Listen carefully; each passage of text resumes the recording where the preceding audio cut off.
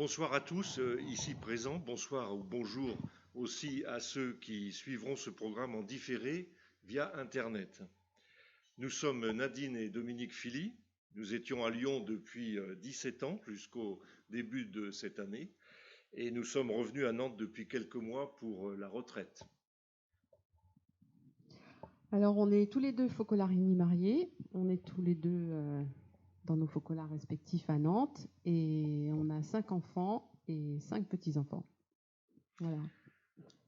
Alors nous commençons donc ce soir ce cycle de soirées mensuelles intitulé Connaissance des focolari. Il y en aura 8, durant lesquelles nous allons découvrir les épisodes marquants de la vie de Chiara Lubich.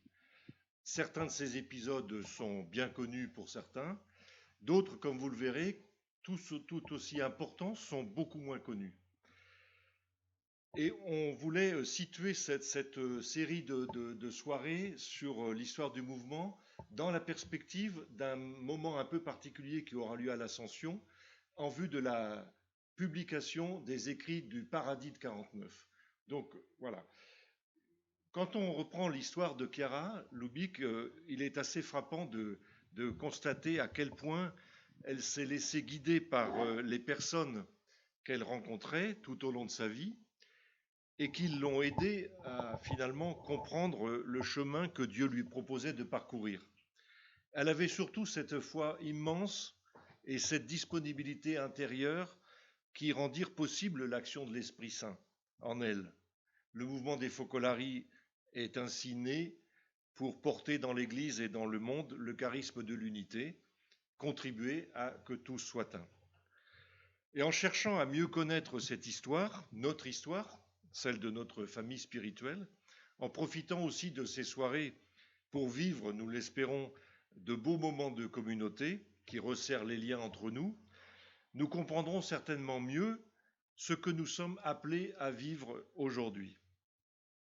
Alors, de nombreux documents ont servi de base à ce programme de formation. Nous pouvons, si vous le souhaitez, vous en fournir la liste.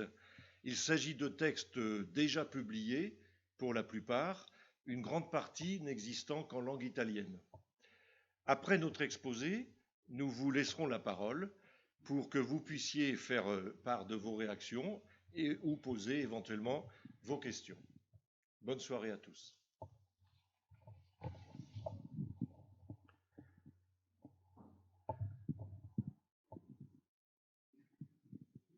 Alors nous commençons. J'ai fait une. Voilà, nous commençons donc avec les arrière-grands-parents même de Chiara. L'arrière-grand-père Lubich, qui s'appelait Matteo, était boucher. Il venait de Slovénie, qui faisait alors partie, je vais mettre la carte, on voit à droite le rond rouge, c'est la Slovénie, qui faisait alors partie de l'Empire austro-hongrois, tout comme Trente. Il avait traversé les Alpes avec un troupeau de chèvres pour s'établir à Trente. Et comme il y avait beaucoup de militaires à Trente à l'époque, et que ceux-ci avaient besoin de se nourrir, avaient besoin de viande, il faisait sans doute la navette entre la Slovénie et le Trentin pour y apporter les troupeaux ou la viande, jusqu'au jour où quelqu'un de sa famille ouvrit une boucherie dans laquelle il travailla. Alors on va reprendre la famille un petit peu de Chiara. Voilà, un arbre généalogique assez restreint.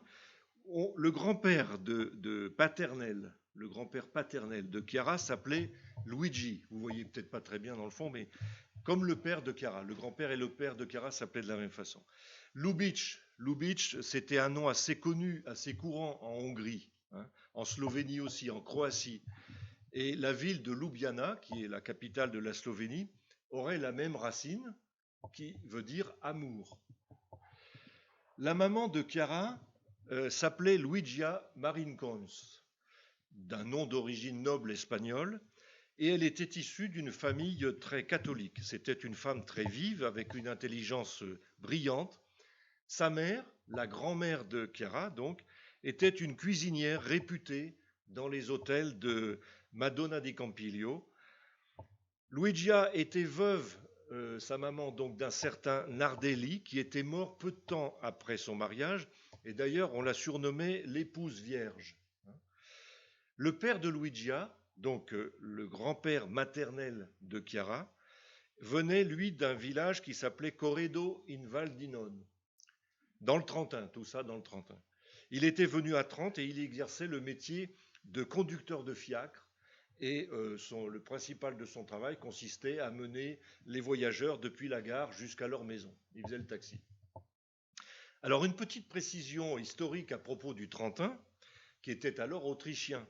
C'était à l'époque une région assez privilégiée et assez vite avait mis en œuvre les principes du christianisme social. La législation autrichienne, donc, favorisait grandement les idéaux coopératifs à cette époque, et plus tard, c'est une région qui restera assez protégée de l'influence du fascisme.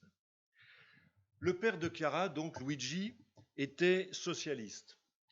Il avait un frère qui s'appelait Silvio et deux sœurs, Emma et Maria. Et à la maison, on discutait souvent politique.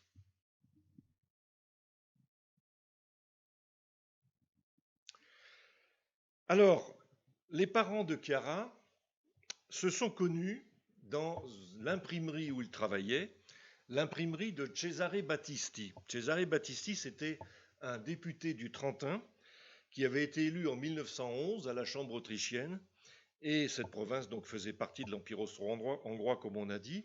Cesare Battisti, pour faire un petit rappel bref sur cette personne, a pris les armes ensuite pendant la Première Guerre mondiale pour libérer le Trentin, et il a fini pendu pour trahison par les Autrichiens en 1916. Donc les parents de Chiara se sont connus dans cette imprimerie de Cesare Battisti. Cesare Battisti dirigeait un journal qui s'appelait Il Popolo. C'était un journal socialiste irrédentiste, c'est-à-dire c'est un journal qui promouvait un idéal nationaliste, et le rédacteur en chef n'était autre que Benito Mussolini, qui venait à l'époque, à cette époque-là, il venait d'être exclu du Parti socialiste italien, mais il n'avait pas encore créé le Parti national fasciste, puisque ce sera seulement en 1921. Alors donc Luigi et Luigia travaillaient dans cette typographie. Luigia, la maman, avait 7 ans de plus que Luigi, qui allait devenir donc son second mari, puisqu'elle avait déjà été mariée. Et ils se marièrent le 15 août 1916. Luigia allait à la messe tous les matins, même très tôt le matin, puisqu'elle allait plutôt à 4 heures du matin, et elle laissait volontiers traîner, volontairement, son missel bien en vue sur la machine de composition. Et Cesare Battisti ne lui a jamais fait aucun reproche, aucune observation, parce qu'il appréciait son travail et il respectait les opinions de Luigia.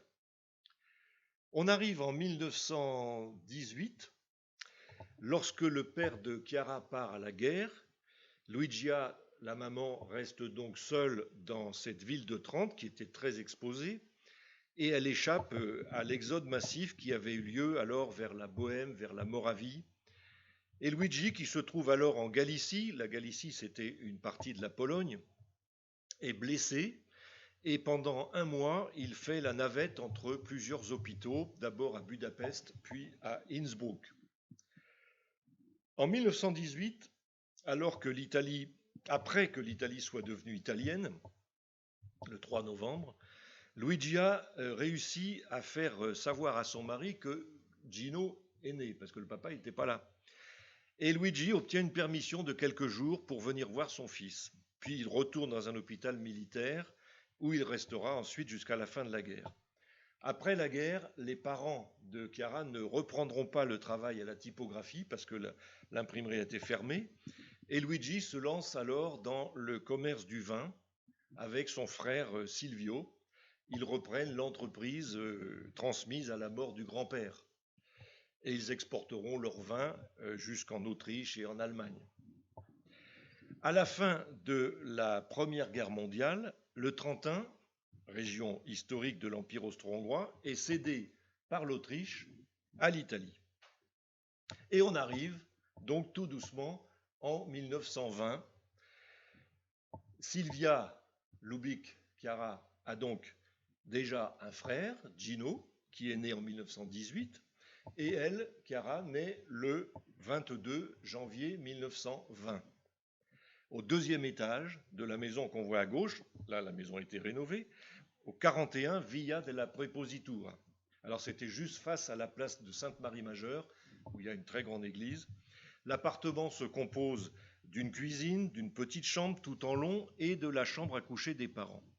Deux autres filles naîtront après Silvia, Liliana et Carla.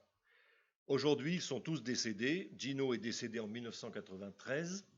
Carla, la dernière de la fratrie, est décédée en 2012. Et tout récemment, c'est Liliana qui est décédée à 95 ans, le 20 août 2018. Sylvia est baptisée le 1er février, on ne traîne pas, 1920, à l'église de Sainte-Marie-Majeure. Bon, là, les photos sont un petit peu postérieures au baptême, hein, mais enfin, c'est quelques photos où on peut voir Chiara enfant. On arrive en 1925, Mussolini instaure la dictature en Italie, qui vient de connaître une grave crise économique et politique, et Mussolini exploite cette situation en brisant les grèves et les syndicats par la violence grâce à ses milices, les chemises noires. Il se fait ainsi bien voir des milieux d'affaires et du patronat, ce qui lui permet donc de remporter les élections de 1924. Alors, on arrive à un épisode important dans la vie de Chiara. C'est en 1927. La maman de Chiara souhaitait qu'elle ait donc une formation catholique.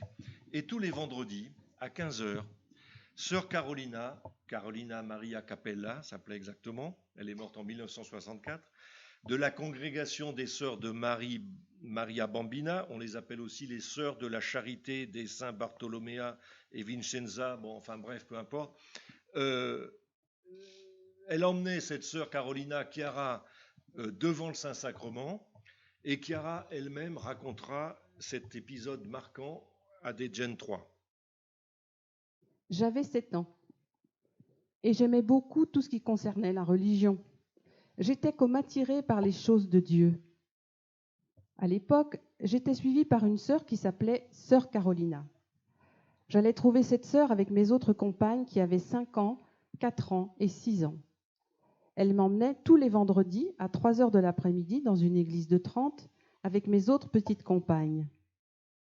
Là, de 3 heures à 4 heures, le Saint-Sacrement était exposé dans l'ostensoir.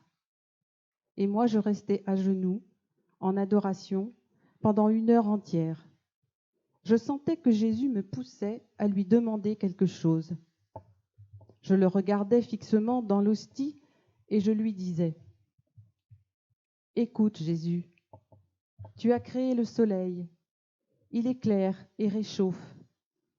Moi, je te regarde fixement, mets en mon âme, à travers mes yeux, la lumière spirituelle et la chaleur spirituelle. » Je le lui disais à chaque fois et je le regardais fixement, dans l'espoir qu'il m'éclaire. J'attendais qu'il réchauffe mon cœur d'amour. Une fois, à force de le regarder, je me suis même évanouie et on a dû m'évacuer hors de l'église. En fait, c'était Jésus qui me suggérait cette question, car c'était lui qui voulait m'instruire. Alors, il a commencé à me faire comprendre beaucoup de choses. Chiara raconte aussi que jusqu'à ses 10-11 ans, il y avait une certaine aisance économique à la maison. Mais par la suite, la famille connut des temps beaucoup plus difficiles. Et après l'avènement du fascisme, le père de Chiara manifesta son opposition au régime et cela lui valut bien des problèmes. Son frère Silvio, lui, était pratiquement devenu à la même époque chef d'équipe. Et avec la crise de 1929, l'entreprise du père fait faillite. Par la suite, le père de Chiara a connu une longue période de chômage qui n'était pas sans rapport évidemment avec le fait qu'il renonçait toujours à adhérer au parti fasciste. Il eut de nombreux petits emplois précaires, mais sans jamais aucune possibilité de promotion. Chiara a toujours eu beaucoup d'admiration pour son papa à cette époque et jusqu'à la fin de sa vie. La famille connut donc une vraie période de pauvreté ne mangeant pas à tous les repas. Gino raconte que certains jours, ils étaient trop faibles et restaient donc couchés au lieu d'aller à l'école. Il raconte encore que les enfants disaient parfois à leur père « Mais papa, prends donc ta carte au parti, tout le monde le fait, il n'y a que comme ça qu'on pourra manger à notre faim. » Mais lui, par conviction, s'y est toujours opposé et Chiara et Gino allaient ensemble à pied à l'école élémentaire qui était toute proche, rue Verdi. À la maison, malgré les idées socialistes du papa, il y avait tout de même, disons, une certaine atmosphère religieuse. Par exemple, on disait le chapelet et on récitait les litanies. Et Gino raconte qu'il était angoissé de voir son père aussi indifférent face à la religion, au moins apparemment, et par la distance par rapport à tout ce qui touchait à la vie de l'Église. Un jour, avec Sylvia, ils réussirent à le convaincre de les accompagner à la confession, lui qui n'était jamais allé à la messe. Il en est ressorti très ému, pleurant même, et à partir de ce moment-là, il se confessa et alla régulièrement à la messe. Plus tard, les Lubick déménageront pour aller habiter Piazza Garzetti, dans un appartement en location avec un grand balcon. Ils y resteront 3-4 ans. Chiara avait alors donc 10 ans. Derrière cette rue se trouve un des quartiers les plus misérables de la ville, on appelait les androne, les corridors, où les personnes indigentes venaient manger à la soupe populaire. C'est un quartier que Chiara fréquentera beaucoup par la suite. Gino et Chiara passaient par là tous les jours pour aller à l'école. On arrive en 1930, donc Chiara a 10 ans, et elle raconte un épisode important encore pour elle. Vers l'âge de 10 ans, je suis tombée gravement malade. J'avais une péritonite aiguë avec 3 perforations. À cette époque-là, il n'y avait pas de remède et ceux qui attrapaient cette maladie en mouraient. Le médecin qui m'a visitée a dit à mon papa « Il n'y a rien à faire ». Papa a répondu « Mais opérez-la, opérez-la ». Le médecin répond « Pourquoi la faire souffrir ? Laissons-la mourir en paix ». Ma maman n'était pas au courant de la situation. Papa revient trouver le médecin et dit « Opérez-la, opérez-la, j'en assume la responsabilité ». Alors, le médecin dit « Signez-moi un papier où vous déclarez que vous prenez cette responsabilité parce que si elle meurt, ce ne sera pas ma faute. » Et papa a signé le papier. On m'a mise sur un brancard et on m'a emmenée dans la salle d'opération. J'avais 10 ans. Papa a dit au médecin « Laissez-moi entrer, que je puisse la voir mourir ». Le médecin lui a répondu « Ce n'est pas possible ». Maman voit papa et demande, tout agitée et en pleurs « Mais que se passe-t-il » Mon père ne lui a pas dit, il a simplement répondu « On l'opère ». Alors maman court trouver sœur Carolina. On m'a raconté qu'elle était désespérée parce qu'elle avait confusément compris que c'était grave. Il faut savoir qu'en ce temps-là, une personne sur 1000 guérissait de cette maladie. La guérison apparaissait donc impossible. Elle est allée trouver sœur Carolina et d'autres sœurs chez qui j'allais et elle leur a dit « On opère ma fille ». Elles ont répondu « Tranquillisez-vous, madame, nous allons allumer tous les cierges, toutes les lumières de l'église devant l'autel de Marie-Enfant et nous la prierons. » Elles ont appelé, c'était midi, toutes les sœurs du couvent et elles ont prié ainsi. « Marie-Enfant, s'il est bon pour son âme que cette petite vive, guéris-la. Et si c'est mieux pour elle que tu la prennes au paradis, fais que ses parents arrivent à se résigner. » À ces mots, ma maman a encore plus pris peur. L'opération terminée, je suis sortie sur le brancard. Papa me regarde. Le médecin dit « Elle est encore vivante. » Je suis quand même restée très longtemps en danger, entre la vie et la mort. Après l'opération, on m'a mise dans une chambre, seule. Alors maman, qui avait compris que c'était grave, a fait quelque chose de très spécial. Il ne fallait pas que je boive, même pas une goutte d'eau, sinon je mourrais. Ma maman s'est retrouvée dans la chambre avec sœur Carolina, à un moment où le médecin n'était pas là. Et elle a dit « Je prends de l'eau de Lourdes, je lui en donne une grande cuillerée et la Vierge l'aidera. » Elle a pris la bouteille d'eau de Lourdes, m'en a donné et j'ai guéri. On voit que la Vierge voulait que je vive, pas que je meure. Vous comprenez, n'est-ce pas? Des années plus tard, en racontant cet événement, Chiara fit ce commentaire. Je pense Que c'est à partir de ce moment que j'ai commencé à expérimenter la souffrance dans ma vie et la possibilité de la supporter par amour. Sylvia, à l'inverse de son frère, parlait peu, mais apparaissait toujours de bonne humeur. Depuis toute petite, elle réussissait bien à l'école, mais sans qu'on le remarque trop à la maison. Tous les samedis, les enfants Lubick étaient obligés, comme tous les autres, de participer au rassemblement de jeunes imposé par le régime. Cette activité ne semblant pourtant n'avoir exercé aucune influence sur Sylvia. Une des questions posées par les examinateurs lors de l'examen final concernait la culture fasciste. Mais comme elle ne s'y était jamais intéressée, elle ne sut pas quoi répondre, et elle vit ses notes chuter pour cette raison. Tout comme Sylvia, on peut dire d'ailleurs que les premières focolarines ne furent pas particulièrement marquées par les idées fascistes.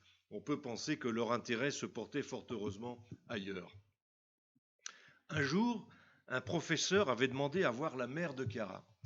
Il lui dit « Votre fille est très intelligente, elle ne devrait pas rester au stade de l'école professionnelle, comme on l'appelait à l'époque. Vous devriez la faire poursuivre des études supérieures. » Les parents avaient pensé que Chiara pourrait assez rapidement apporter une aide économique pour la famille, mais ils décidèrent de tout faire pour encourager leur fille dans ses études. Par la suite, Chiara fut toujours parmi les premières. On arrive en 1933, qui est une date importante puisque Hitler devient chancelier en Allemagne. À cette époque arrive un autre épisode marquant pour Chiara. Elle raconte. Un autre fait de ma vie a eu lieu lorsque j'avais 13 ans. Je marchais dans la rue. À un certain moment, j'ai entendu comme une voix qui venait du ciel. Mais ce n'était pas une voix qu'on entend avec les oreilles. Elle pénétrait mon cœur. C'était Dieu qui me demandait « Veux-tu être martyr ?» J'ai eu grand peur, mais j'ai répondu « Oui ». On voit que Jésus commençait à m'enseigner l'amour de la croix. Parce que je ne connaissais pas Jésus abandonné. Je ne savais rien de lui. Alors c'est tout ce qu'il m'a dit.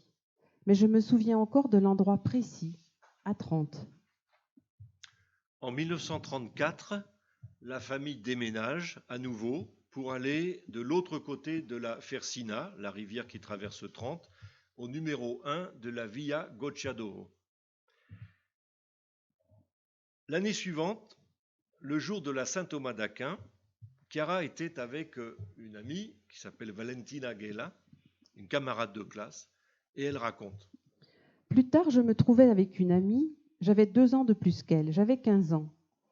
Avec cette amie, un jour, c'était le jour de la Saint-Thomas, j'ai senti au-dedans de moi quelque chose de grand, comme un appel de la grâce de Dieu. C'était Jésus qui continuait à prendre soin de moi.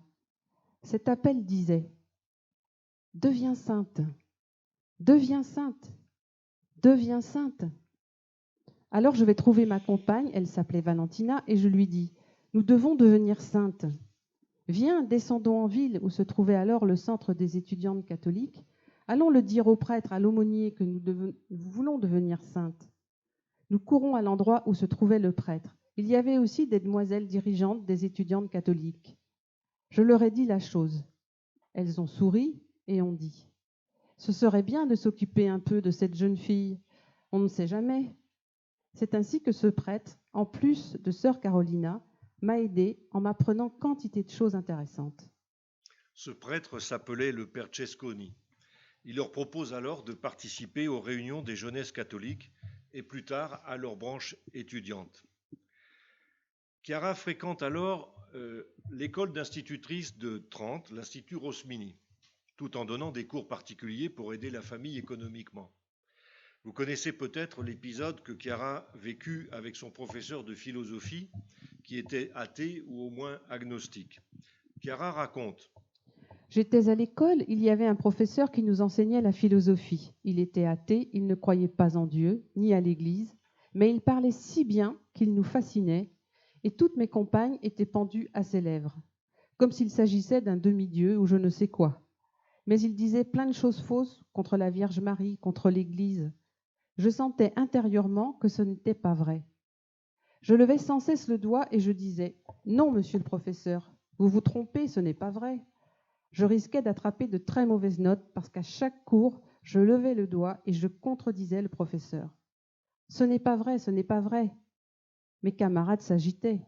Valentina me disait « Je t'en supplie, tais-toi, tu vas gâcher ton carnet de notes. Si tu n'as pas une bonne moyenne, tu ne pourras pas continuer tes études. » Il fallait avoir une moyenne élevée pour bénéficier d'une bourse.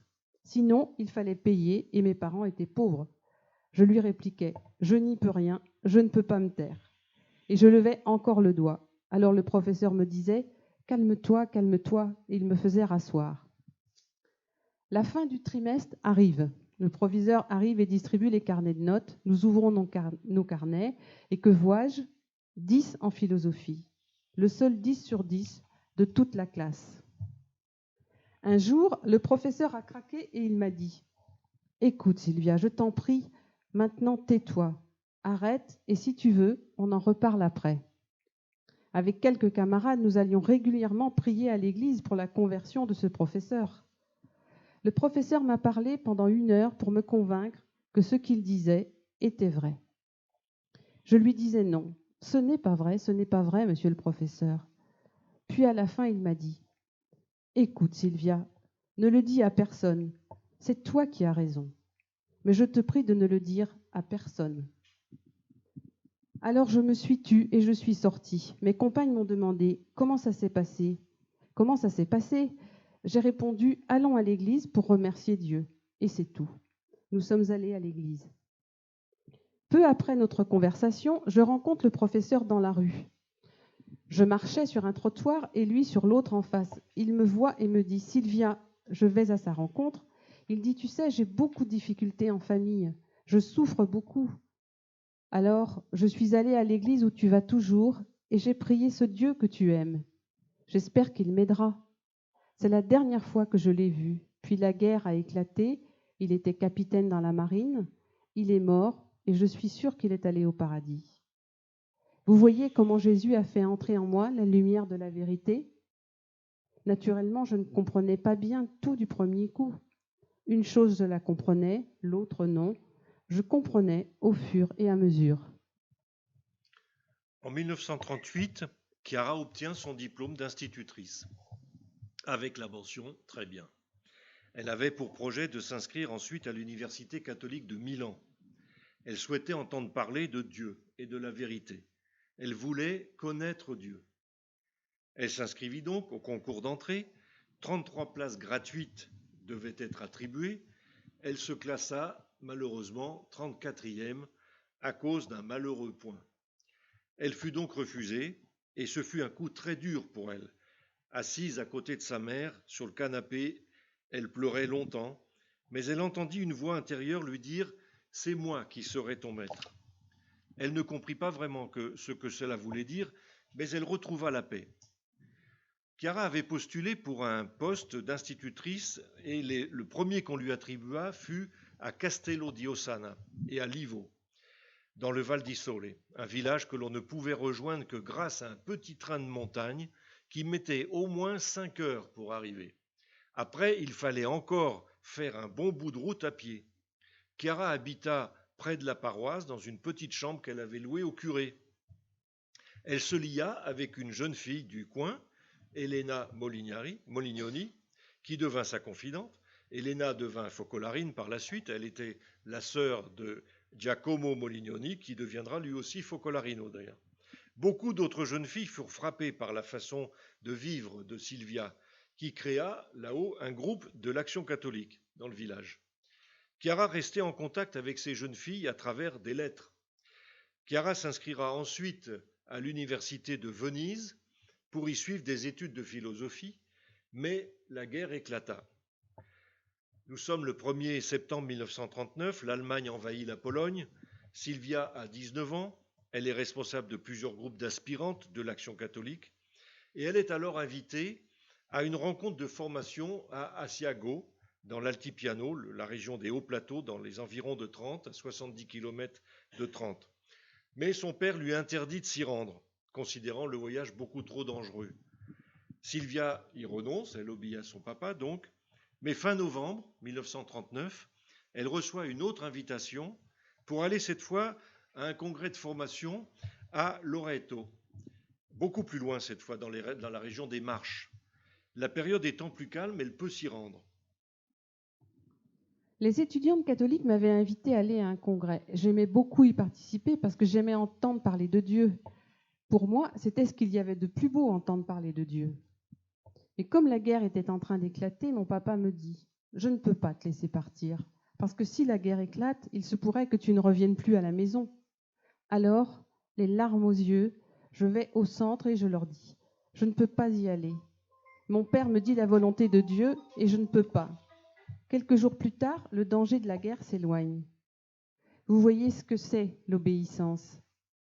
Les journaux annoncent qu'il n'y a plus la guerre. Il y avait encore quelques dangers, d'ailleurs, car plus tard, elle a éclaté.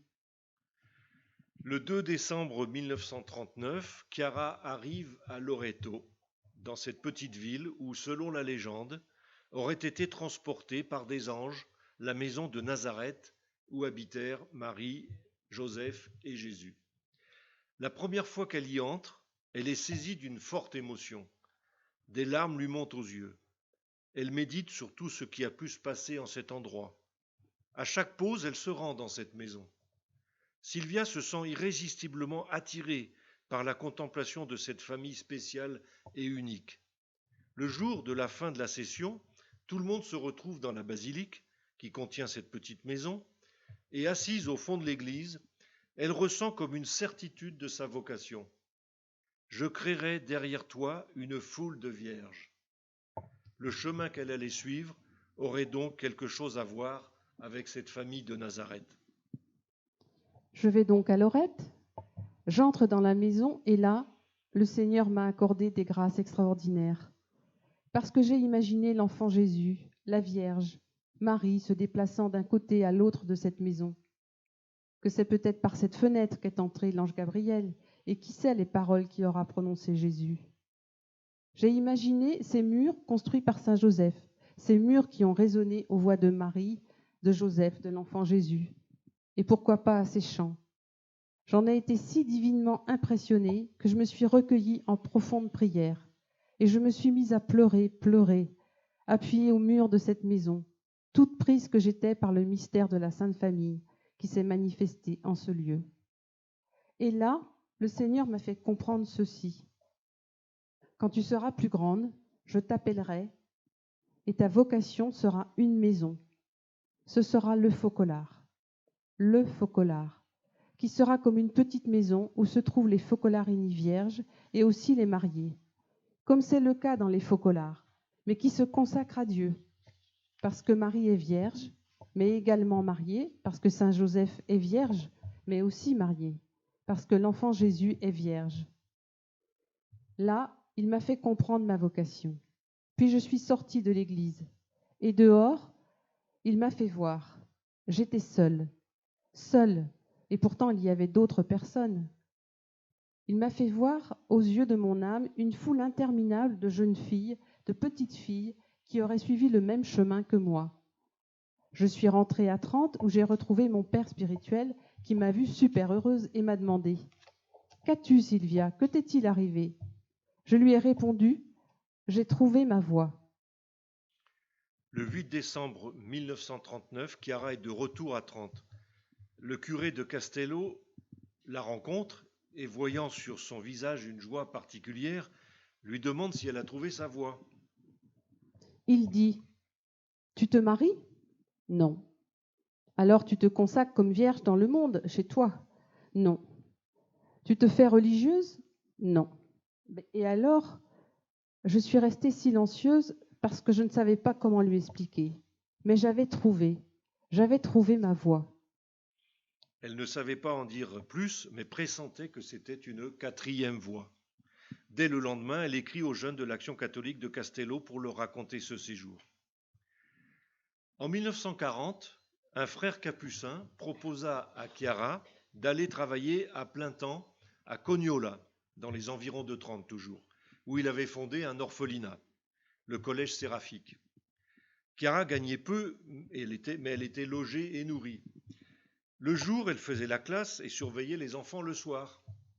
Ses collègues ont témoigné qu'elle savait se faire comprendre par tous, aller au-devant des difficultés de ses élèves les moins doués, qu'elle suivait personnellement jusqu'à ce qu'ils acquièrent le même niveau que les autres. Elle emmenait souvent ses élèves à l'extérieur pour leur faire observer de près les plantes, les fleurs, les animaux, les lacs, les nuages et la montagne. Elle avait l'habitude de parler souvent à voix basse et se comportait avec beaucoup de douceur, ce qui amenait souvent les enfants les plus turbulents à se taire. Chaque semaine, elle leur proposait de vivre une phrase de l'Évangile, et tous les jours, elle leur racontait ce qu'elle-même avait vécu, y compris en racontant ses erreurs, ce qui faisait que les enfants la sentaient très proche d'eux. Ces cours captivaient les élèves, au point qu'ils préféraient parfois rester en classe plutôt que d'aller en récréation. Pour Chiara, les élèves devaient prendre une part active dans les cours, en posant des questions, car, disait-elle, poser une question est déjà une façon de donner quelque chose, et cela oblige ainsi les enseignants à fournir des explications nouvelles sur ce qu'ils enseignent.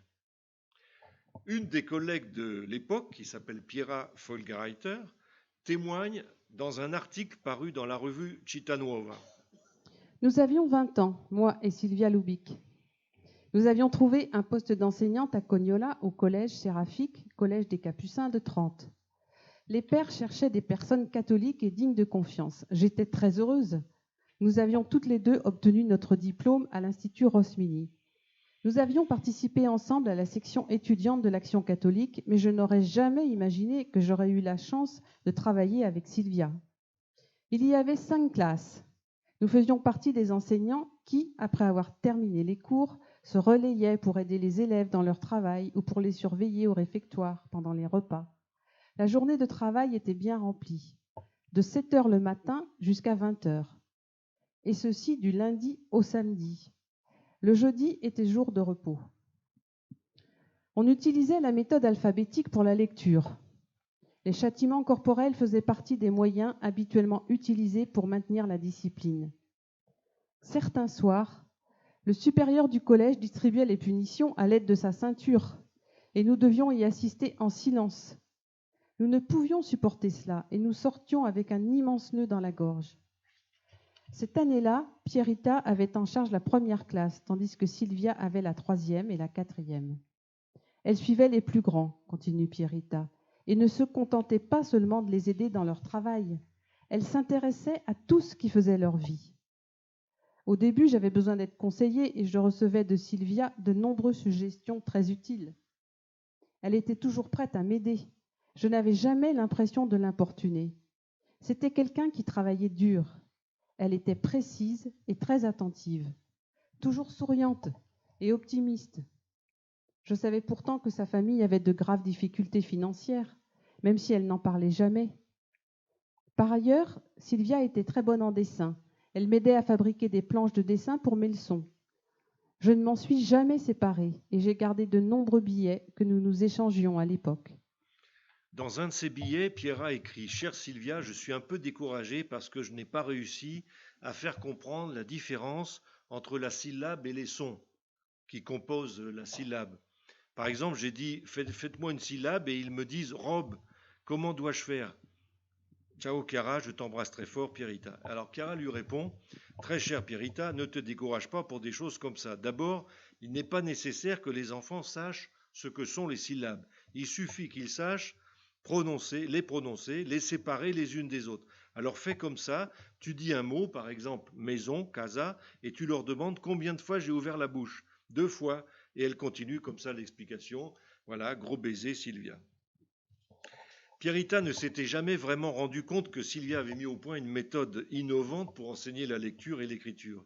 Elle ne partait donc pas des lettres pour composer ensuite les syllabes et des mots, selon la méthode en usage, mais elle partait des sons, selon un système qui allait être adopté ensuite dans les écoles italiennes 15 ou 20 ans plus tard.